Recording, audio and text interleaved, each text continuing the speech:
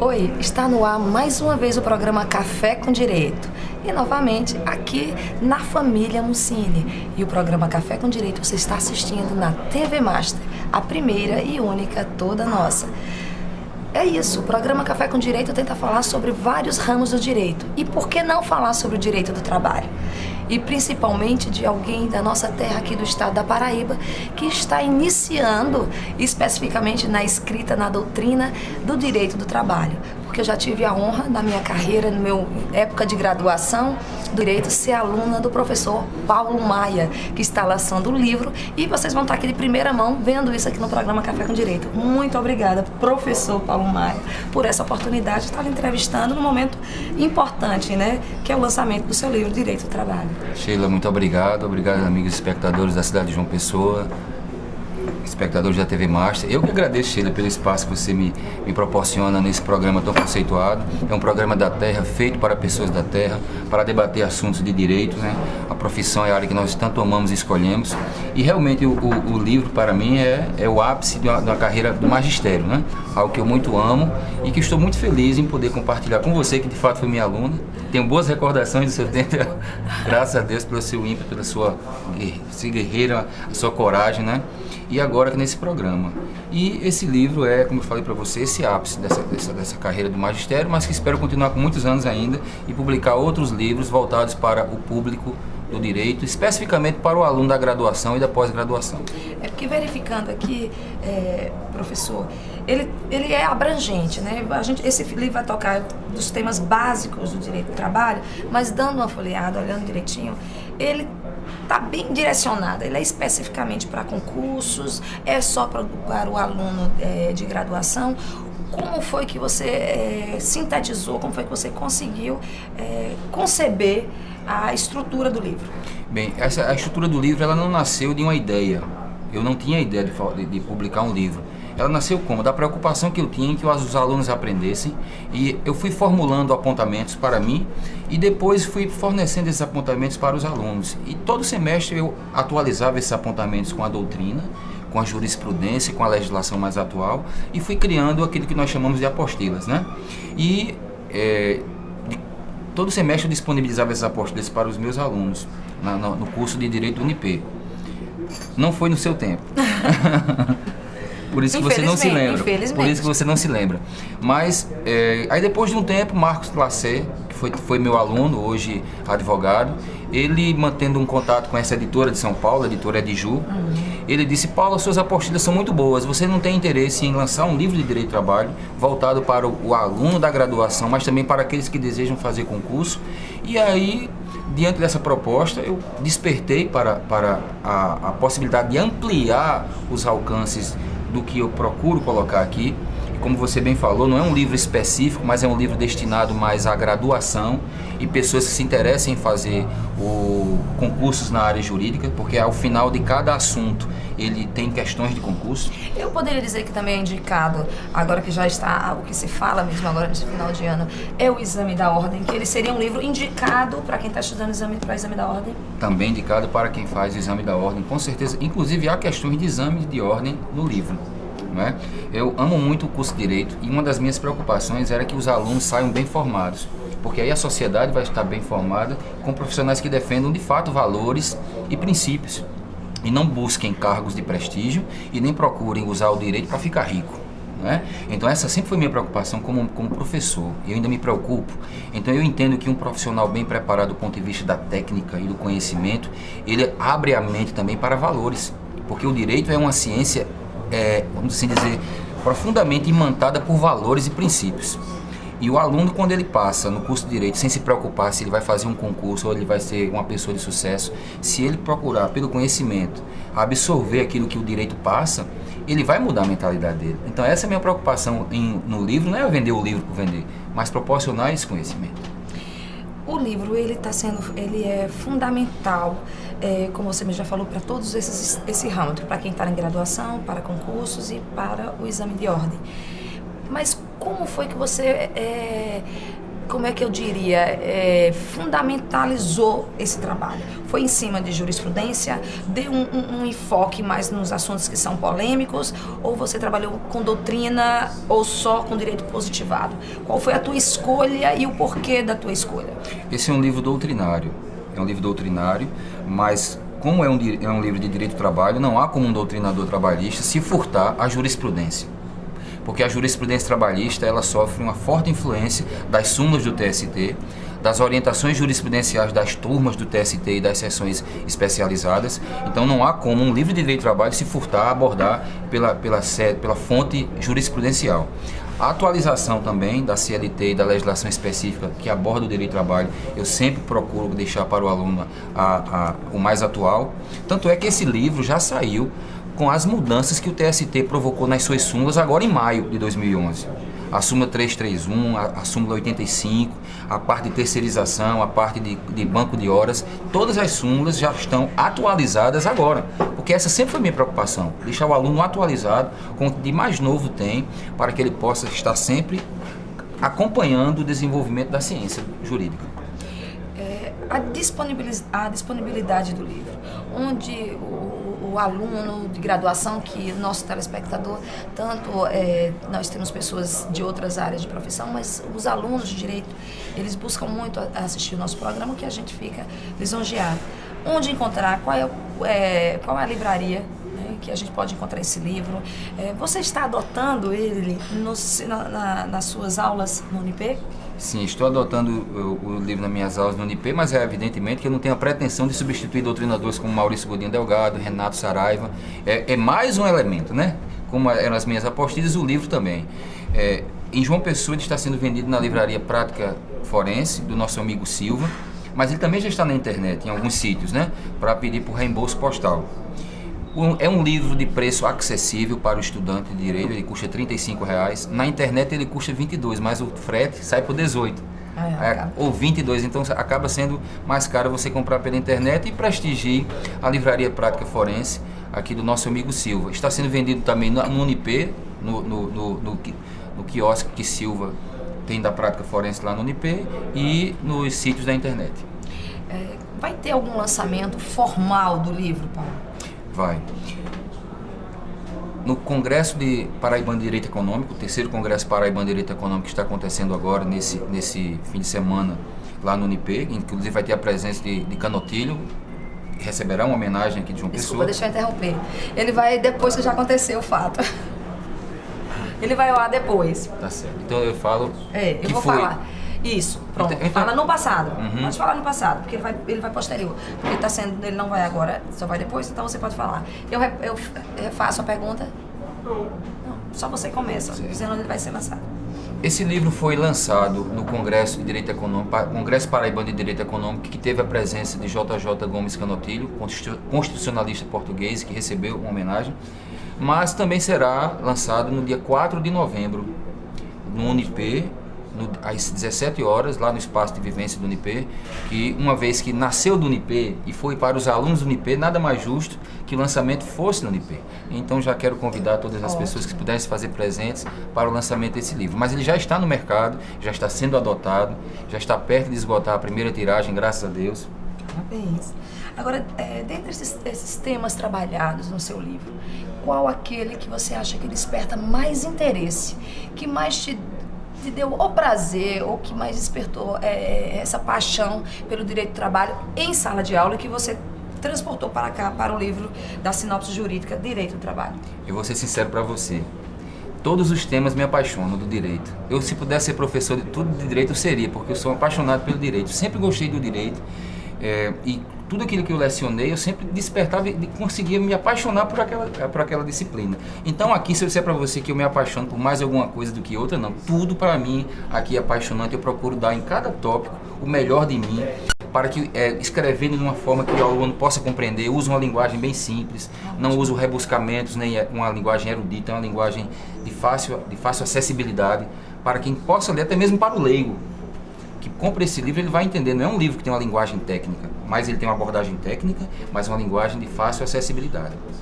O direito do trabalho, ele tem sido um direito de vanguarda, né? Eu tenho aqui reiteradamente de um programa elogiando a questão processual do direito do trabalho, né?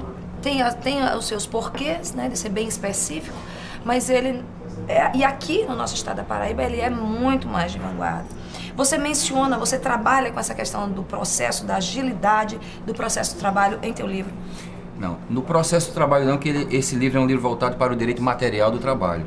Mas eu concordo com você, o TRT da 13ª Região, ele é hoje um tribunal de vanguarda na adoção do processo eletrônico Celery, que é paradigma, inclusive, para outros tribunais regionais do trabalho no nosso país. Constantemente o TRT da 13ª Região recebe visitas de comissões de tecnologia da informação de outros tribunais para analisar, posso chamar de nosso porque é paraibano, fabricado, construído por paraibanos, voltados para um processo do trabalho Celery. Então, agora, no ponto de vista legislativo, o processo de trabalho, que já foi de vanguarda, ele está hoje a cavalheiro do processo civil. Ele estagnou no tempo o processo, não o processo eletrônico, certo, mas o código de processo de trabalho que está contido na CLT, ele está já ficando a reboque do Código de Processo Civil e já necessitando de implementações que o tornem mais célere, mais eficaz e que possa proporcionar à pessoa que vai à Justiça do Trabalho receber de forma mais célere aquilo que ela pretende. Eu me lembro muito bem em sala de aula, e para quem está me assistindo, que já passou, né, por um banco da Universidade de Unip, sabe, que você faz com paixão a sua aula, você ministra com paixão. Eu não tive o prazer, nunca presenciei uma audiência, porque você atua também na Justiça do Trabalho, Correto. Pelo período em que você está em sala de aula, de prática de advocacia, quais foram as mudanças consideráveis para o direito do trabalhador que você acha que tem influenciado nesse crescimento e influenciado nas garantias até constitucionais do cidadão? Sheila, o direito do trabalho hoje ele está passando por um turbilhão muito sério de mudanças, né? E de críticas à sua própria essência enquanto ramo do direito. Nós estamos vivendo uma fase do capitalismo em que está havendo a desconstrução de modelos até então considerados ortodoxos do direito do trabalho. A subordinação jurídica, a questão da terceirização, que já está sendo defendida não mais como terceirização de atividade meio, mas da própria atividade fim. O que se definia por empregado na CLT, o que se define por empregado na CLT e o que se definia na doutrina está sofrendo ataques numa tentativa subreptícia, mas às vezes muito direta, de desconstrução de paradigmas que são garantistas de um ser humano que está na condição de um empregado. Isso eu vejo com preocupação, essa investida contra o direito do trabalho. As garantias constitucionais do trabalhador, elas continuam garantidas na Constituição Federal, no artigo 7º até o 11º, mas está se construindo toda uma estrutura, não vou dizer nem que é conjuntural, mas é estrutural, de desconstrução do direito do trabalho, da maneira como nós conhecemos. Então, caso a coisa continue dessa maneira, esse processo ele continue aumentando, inclusive há doutrinadores trabalhistas que se associam a essa corrente de desconstrução, de considerar que o empregado hoje ele está no mesmo patamar do empregador, do ponto de vista da parte contratual, dos direitos. Estamos assistindo uma civilização. Civilização é um termo, talvez seja até um neologismo que eu estou usando. Civilização é o quê? É de fazer o direito do trabalho voltar ao direito civil, em que há igualdade das partes. Mas isso é uma tese que já está sendo gestada e que já está sendo defendida no meio trabalhista. Porque a gente vê que há uma manifestação política mesmo de fazer algumas alterações com relação às garantias do trabalhador.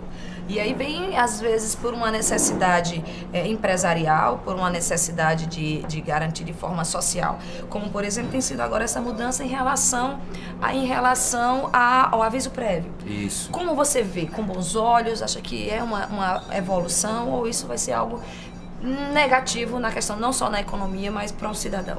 Eu acho um avanço essa disciplina do aviso prévio agora, porque o empregado muitas vezes ele tinha 10 anos de trabalho e tinha apenas 30 dias de aviso prévio. Em algumas convenções e acordos coletivos já se constrói há muito tempo um aviso prévio proporcional ao tempo de trabalho que o empregado tem na casa ou na empresa.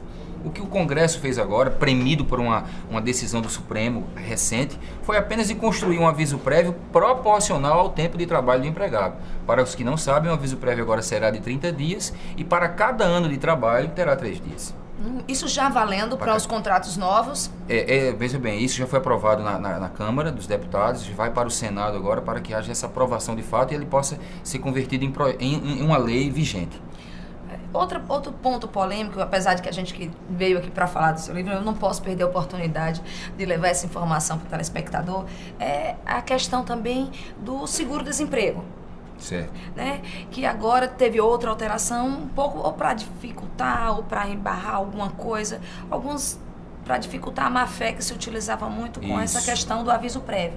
E aí tem hoje uma exigência de que tem que ter 3 negativas, né, de negativas de emprego para que você requeira ou adaptação para o seguro-desemprego. Como é que está isso e como é que está sendo aceito hoje? Para você ver como é que são as coisas. Recentemente eu orientei uma monografia que versava sobre a fraude no seguro-desemprego. E uma das coisas que eu procuro desmistificar e retirar dos meus alunos é o suposto acordo que existe entre muitas empresas que fazem o seguinte: o empregado quer pedir para ir embora, certo, mas se ele pedir demissão, ele não receberá o seguro-desemprego e nem o FGTS.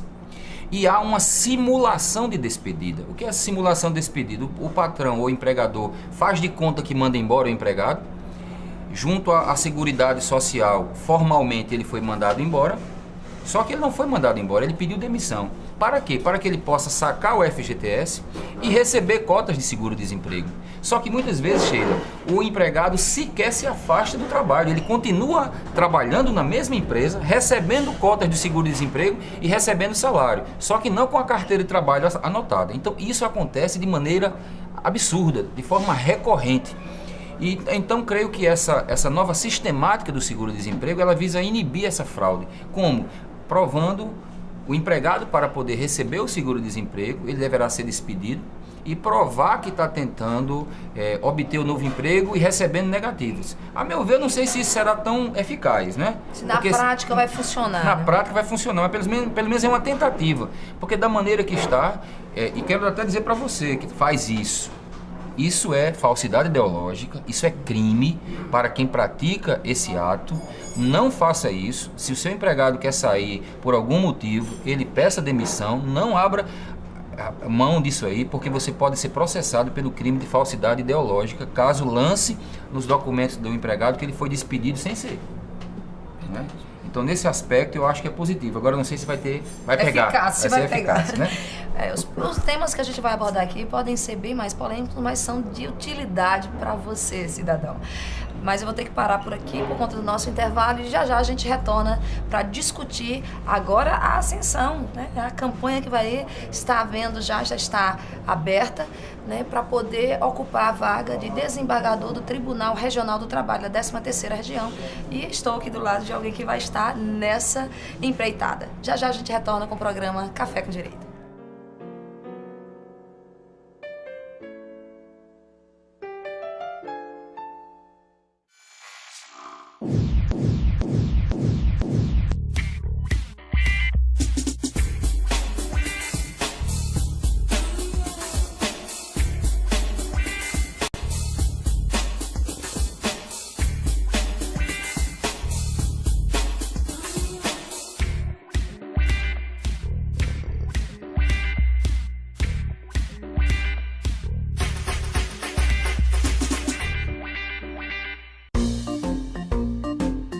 Spa, home cinema, salão de jogos. Itens que juntos fazem você se sentir num clube. Foi pensando nisso que criamos o Master Club Residência. Opções de lazer que podem ser aproveitadas por toda a família. Master Club Residência, tudo ao seu alcance.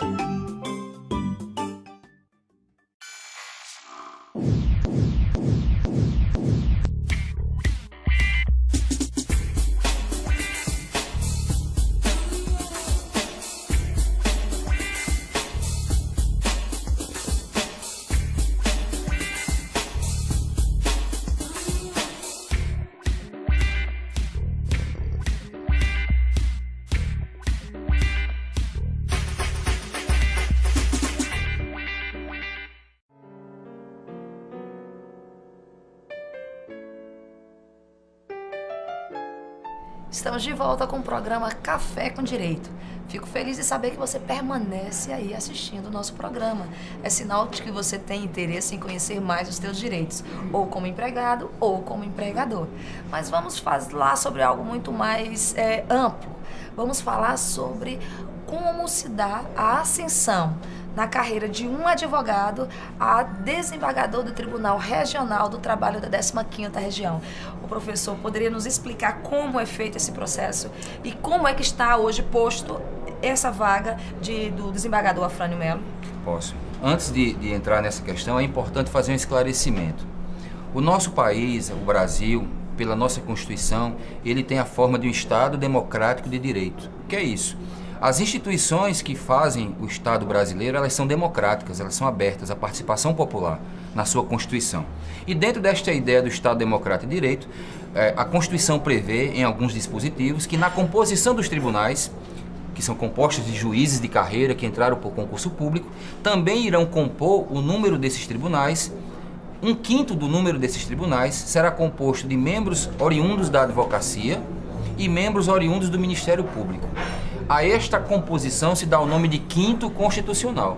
Qual é a ideia do quinto constitucional? É fazer com que o Poder Judiciário, que é composto de juízes, eminentemente, porque é o que julga, ele também tenha uma visão do membro que veio da advocacia, que foi advogado durante muito tempo, para oxigenar, e do membro do Ministério Público. São visões diferentes, mas que visam dar uma composição democrática à formação do quinto constitucional. Dentro desta ideia é que ela existe para que os tribunais não tenham apenas uma visão segmentada, apenas a visão do juiz de carreira, mas tenham também esta outra formação. A vaga do Dr. Afrânio Melo, que se aposentou agora recentemente e que muito honrou a advocacia paraibana, desempenhando de forma brilhante a vaga de desembargador do Tribunal Regional do Trabalho, ela se processa da seguinte maneira. A aposentadoria dele foi publicada no Diário Oficial da União.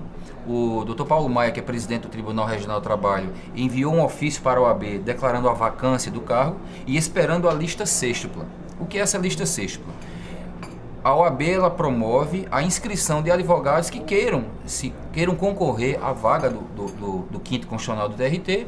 Ele vai promover todo um processo de... Desculpa, só me interromper. Pois não. Não é qualquer advogado, tem alguns pré-requisitos. Tem alguns pré-requisitos, né? Ele tem que ter no mínimo 10 anos de atividade no tribunal aonde ele pretende concorrer à vaga. Então eu tenho que comprovar que durante os últimos 10 anos eu patrocinei no mínimo 5 ações por ano no TRT. Depois disso é feita uma sabatina na OAB e os nossos nomes são levados a sufrágio pela classe. Deverá acontecer bem breve. Você acha que é novembro, dezembro? Novembro, dezembro deve estar havendo o processo. Então eu já quero previamente estabelecer que nós iremos fazer um debate, né? Você está sendo um dos primeiros, mas eu tenho a intenção de fazer um debate com a maioria dos candidatos. Eu não sei quantos candidatos já estão aí lançados, mas é de extrema importância de abrir esse espaço para todos. Graças a Deus, Sheila, né? Os candidatos que já estão divulgando seus nomes, estão pedindo votos, são candidatos do mais alto gabarito: Dr. José Mário Porto, Dr. José Dízio Souto, Dr. Leonardo Trajano, Dr. Brasil de Campina Grande, Celestin Malzac, Dr. Emmanuel Gadelha e muitos outros, né? Então são nomes do mais alto gabarito que vão honrar a advocacia paraibana. A lista sêxtupla que será enviada para o TRT será composta de excelentes nomes da advocacia trabalhista aqui de João Pessoa. E vamos dar continuidade. Depois que eu interrompi, depois do processo da seleção, que vai passar pela escolha dos advogados. São os colegas que irão escolher. Isso. Tá, e depois, segundo passo. Continue. Muito bem. Os 6 advogados mais votados comporão a lista sêxtupla. O presidente da OAB enviará essa lista para o TRT e lá os desembargadores irão proceder à escolha de 3 nomes, ou seja, reduzirão a lista sêxtupla para uma lista tríplice. Feita essa lista tríplice, que é feita numa votação interna no TRT, essa lista será enviada para a presidente Dilma para que ela possa fazer a escolha daquele que será o próximo desembargador do Tribunal Regional do Trabalho da 13ª Região, que espero que seja eu. Tá certíssimo, a gente tem que acreditar, entrar numa campanha desse porte acreditando no seu potencial. Exato. E é exatamente isso, e aí a pergunta é crucial: o porquê já que eu sou assim uma eterna apaixonada pela carreira de advogada, eu acho uma excelente profissão. Eu incentivo aos meus telespectadores, mesmo aqueles que se aposentaram em outra área, vão estudar o direito, porque é muito bom você conhecer os seus direitos. Eu sou fã incondicional da categoria. Por que veio essa vontade, essa disposição de mudar de ramo, de advogado para juiz? De pedir para conceder. Eu vou falar. Como eu falei para você, eu sempre fui muito apaixonado pelo magistério e exerci paralelamente a advocacia. E comecei a me apaixonar pela advocacia logo nos primeiros anos de formado e logo que comecei a exercer. E me apaixonei tanto pela advocacia que o meu projeto pessoal era ser advogado até o fim da minha vida.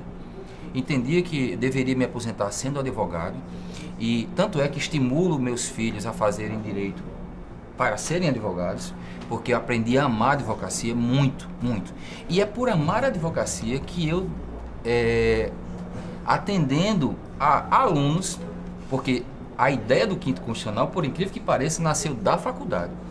Os alunos que perguntavam, professor, por que o senhor não lança seu nome para ser desembargador do TRT? Eu dizia, não, rapaz, minha ideia é ser advogado, estou feliz assim, estou bem resolvido sendo advogado, não estou frustrado, pelo contrário, consegui atingir com a advocacia aquilo que, graças a Deus, eu esperava atingir, consigo dar uma vida digna à minha família, me realizar como profissional, mas chega um momento, sabe, Sheila, na vida da gente, que a gente percebe que ela toma um rumo que não nos pertence.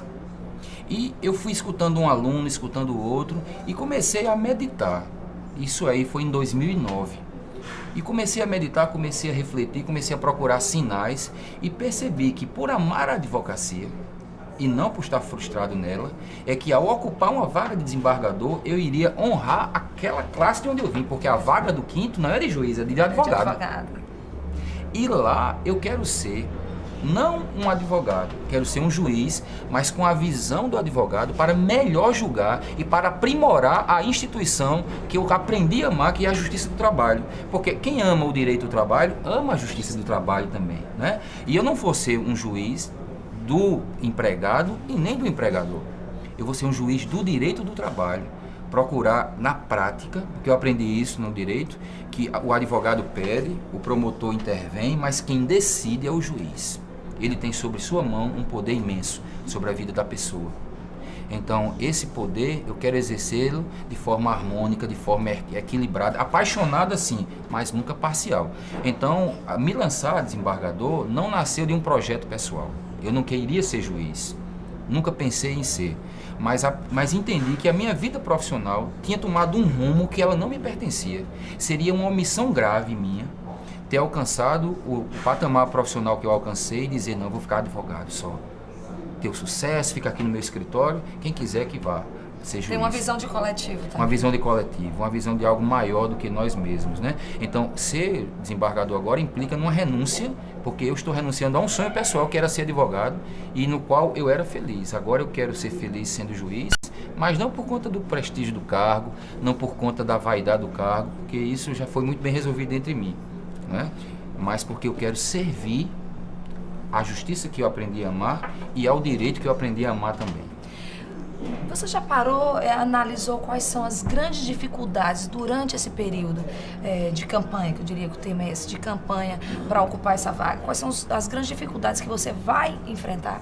Eu já estou enfrentando. As grandes dificuldades são conciliar o tempo de escritório, de audiências, o tempo de faculdade, as aulas, porque eu não quero deixar de fazer nenhum nem outro e fico assim com alguma dor no coração quando eu não vou para a aula. Eu procuro sempre priorizar minhas aulas, não deixo de faltar, porque eu entendo que ali é importante que eu esteja. Eu não falto aula por qualquer coisa, mas eu também tenho que ir atrás do advogado. Por isso que estar aqui hoje é muito importante, porque muitos advogados que eu não vou ter a oportunidade de visitar estão tendo conhecimento de por que estou me lançando, estão me conhecendo. Então, se você confiou em mim, você, por favor, vote. Mas vote também em outros advogados, porque a lista é sextupla, né? Então vote naquele advogado que você sabe que ele é honesto, que ele é correto, que ele é um advogado íntegro, porque nós precisamos de pessoas assim lá. Caso não seja eu, mas que seja alguém que seja digno do cargo que vai ocupar. E graças a Deus nós temos esses nomes bons. Então, Sheila, a dificuldade é conciliar a vida pessoal e profissional como advogado e como professor, em ter que ir atrás, em todos os rincões da Paraíba, onde tiver um advogado e pedir o voto dele. De fato, vamos enfrentar. Esse é um grande problema. Administrar tempo é um problema. Professor Paulo Maia, em relação, antes de você se tornar um juiz, um possível juiz, quais seriam as críticas? O que a gente poderia melhorar na Justiça do Tribunal, na Justiça do Trabalho, aqui no TRT da 13ª Região? Sheila, graças a Deus, as mudanças e as críticas, elas são apenas de aprimoramento. Não há nada que seja conjuntural, que traga um grave prejuízo às partes e nem ao próprio processo eletrônico. Já está em construção o Fórum Trabalhista definitivo, porque onde ele está instalado agora, há críticas quanto ao local onde ele se encontra, que é um shopping, né? A dificuldade de acesso, os elevadores demoram muito. Há uma série de críticas quanto ao local onde ele está hoje. Apesar de ser um shopping center que oferece toda uma estrutura. Já está sendo construída a sede definitiva das varas do trabalho na BR-230 no caminho de Cabedelo.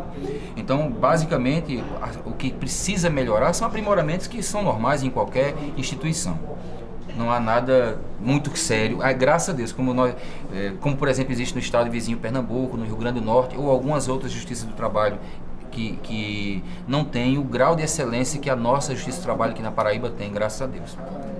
Aí, fazendo uma crítica aqui à classe de advogado, tem um livro que eu li faz um bom tempo, de Norberto Bobbio, que ele diz o seguinte, que a população, ele está cada dia mais apático ao direito, e a política também. A política a gente sabe muito bem porque que o brasileiro não gosta de política mesmo, né? E o direito não está diferente, é uma apatia muito grande. Só que isso a gente sente, e eu, que adoro política, sinto isso na minha categoria de advogado, né? Sempre quando tem uma eleição para desembargador, o advogado não se movimenta. Eu digo, o advogado tem um poder tão grande de convencimento na briga do direito, né, do outro, do quem está patrocinando ali, e no entanto ele não faz isso pela própria categoria. Você está sentindo isso nesse processo agora que está acontecendo para a vaga do desembargador Afrânio Melo? Eu não estou sentindo tanto, porque o público que eu mantenho contato são os jovens advogados. E graças a Deus os jovens advogados, eles já estão entrando com aquilo que é próprio da juventude, o arrobo, a ousadia, a vontade de mudar, ainda muito conduzido pelos ideais, graças a Deus. Então está havendo uma participação dos jovens advogados. Mas dos advogados que já têm um pouco mais de tempo no mercado, essa apatia é algo patente. O que é isso? O descrédito com as instituições, tantas más notícias de corrupção, de vaidade no cargo, como agora recentemente a ministra Eliana Calmon está sendo tão criticada por falar algo que realmente acontece, que ele pensa, o advogado, que o outro advogado quer ir para o tribunal para se fazer a mesma coisa, locupletar-se, ou usar do cargo e do prestígio para fins próprios e pessoais, interesses particulares, e esquece-se de que ele é responsável pela instituição que ele trabalha, pelo Poder Judiciário, pelo aprimoramento. E quando ele se furta a esta participação mais ativa, quem vai ocupar muitas vezes é aquela pessoa que ele ojeriza, é o corrupto, é o que vai lá com interesse pessoal, com interesse apenas particular, e não com a intenção de aprimorar a instituição e defender o direito. Então você que é advogado, o seu voto é importante para mudar o estado de coisas, para que as instituições sejam melhores. É nesse sentido que a gente tem que conclamar a classe de advogados. Você não está colocando lá uma pessoa que se frustrou com a advocacia, mas que por amar a advocacia quer que o 5º Constitucional tenha a ocupação, uma boa representação. Então é importante o voto. E aí o programa já está chegando ao fim e eu tenho mais que reforçar as palavras aqui do professor Paulo Maia e levantar e clamar para que o advogado de fato se intere desse processo, busque conhecer mais e se faça presente em todas as discussões. E eu, no meu papel de advogada e também aqui de apresentadora do programa, eu vou tentar mobilizar no sentido de provocar debates entre os candidatos a essa vaga, e eu vou estar recebendo perguntas, a sua participação pelo meu Facebook e também pelo meu e-mail, que eu sempre deixo disponível para vocês. Mande suas dúvidas que a gente vai tentar sabatinar aqui os possíveis candidatos. E o programa Café com Direito fica por aqui. Eu agradeço ao senhor professor Paulo Maia pela sua participação. Até a próxima semana.